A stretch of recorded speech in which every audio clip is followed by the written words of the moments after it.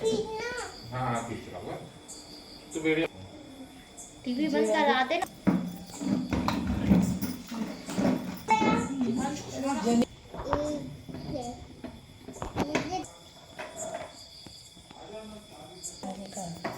हो गया है ना समझ। चौथ का व्रत, व्रत का महत्व। इस व्रत को करने से करवा माता अत्यंत प्रसन्न होती हैं और अति उत्तम फल प्रदान करती हैं। इस व्रत को करने से स्त्री के पति को लंबी आयु की प्राप्ति होती है, उनके सभी प्रकार के रोग शोक दूर हो जाते हैं। इस व्रत के प्रभाव स्वरूप पति पत्नी का प्रेम स्थायी बना रहता है और उनका दाम्पत्य जीवन अत्यंत सुखी हो जाता है। इस व्रत के प्रभाव से स्वरूप उत्तम संतान की प्राप्ति होती है और इस प्रकार से वंश की वृद्धि होती है। इस व्रत को करने से धन धान विद्या बुद्धि आदि की प्राप्ति होती है। इस व्रत को करने से परिवार में सदैव सुख शांति बनी रहती है। इस प्रकार से यह व्रत समस्त मनोकामनाएं पूरी करने वाला और अति उत्तम फल देने वाला है। बोलो करवा चौथ महारानी की जय।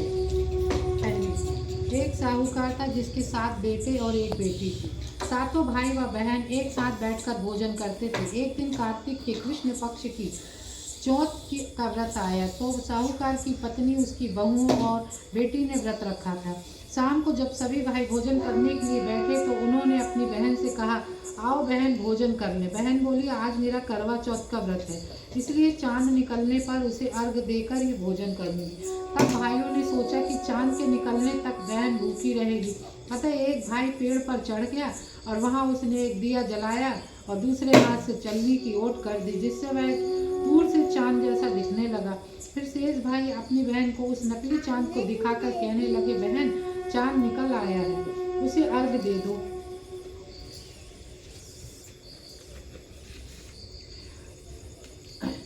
भाभियां बोली, बहन अपनी भाभियों से बोली, चांद निकल आया है, अर्घ दे दो। भाभियां बोली, तुम्हारा चांद निकला होगा, हमारा चांद तो रात को ही उगेगा। तब बहन ने अकेले इस नकली चांद को अर्घ दे दिया। उसके बाद जब वह खाना खाने लगी तो पहले ही गिलास में बाल आ गया, दूसरे गिलास में कंकड़ आया, तीसरा गिलास मुंह की ओर करते ही उसकी ससुराल से संदेशा आया कि उसका पति बहुत बीमार है, जल्दी भेजो। अपनी लड़की को विदा करते समय माँ ने कहा, रास्ते में तुम्हें जो भी मिले उसके पाँव लगना, जो कोई भी सुहागिन रहने का आशीर्वाद दे उसके पल्ले में गांठ लगाकर उसे कुछ रुपया दे देना। बहन जब भाइयों से विदा होकर ससुराल को चली तो रास्ते में जो भी मिला सबके पाँव लगी। सबने उसे यही आशीर्वाद दिया, तुम सातों भाइयों की बहन तुम्हारे भाई सुखी रहे, तुम उनका सुख देखो। सुहाग का आशीर्वाद किसी ने नहीं दिया। जब वह ससुराल पहुंची तो दरवाजे पर उसकी छोटी नंदन खड़ी थी।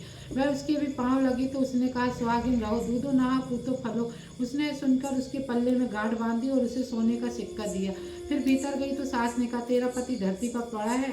तो वह अपने पति के पास जाकर उसकी सेवा करने के लिए बैठ गई। बाद में सास ने दासी के हाथ से बची कुची रोटी भेज दी।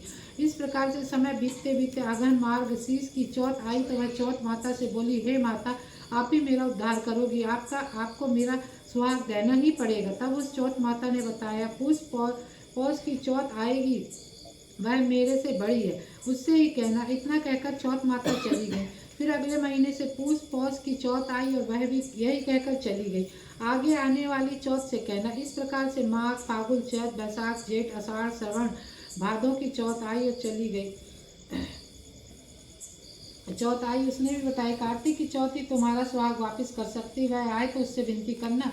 फिर वह भी चली गई। अब जब कार्तिक की चौथ आई तो बोली, भाइयों की प्यारी करवा ले, दिन में चांद उगानी करवा ले, व्रत खंडन करने वाली करवा ले। यह सुनकर वह चौथ माता के पांव पकड़कर गिड़गिड़ाने लगी, हे चौथ माता, ये इसमें तेल डालना था।